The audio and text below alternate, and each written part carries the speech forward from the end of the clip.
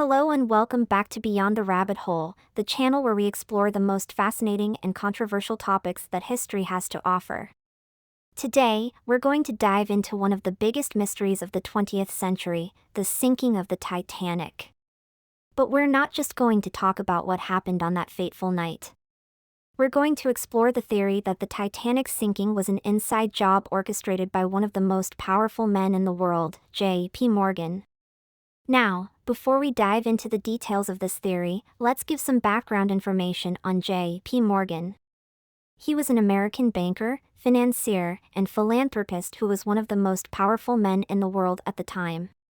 He was also the owner of the International Mercantile Marine Company, which owned the White Star Line, the company that owned the Titanic.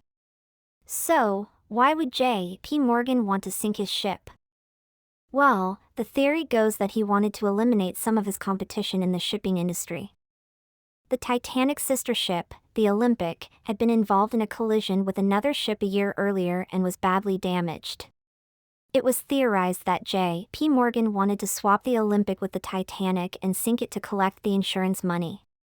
The Titanic, which was brand new and had never been sailed before, would then be passed off as the Olympic and continue sailing. But how could J.P. Morgan orchestrate such a massive conspiracy?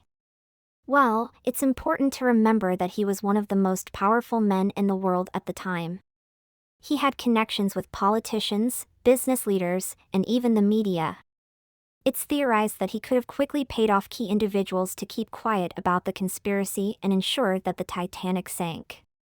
Now, there are a few pieces of evidence that support this theory.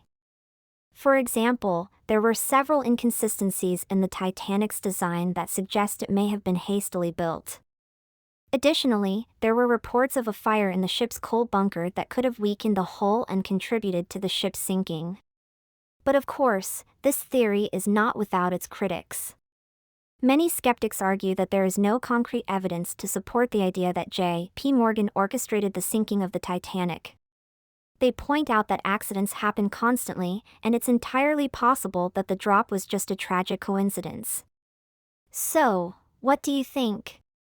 Was the sinking of the Titanic an inside job orchestrated by J.P. Morgan, or was it just a tragic accident? Let us know in the comments below. And as always, thank you for joining us on Beyond the Rabbit Hole, where we explore the mysteries and controversies of history.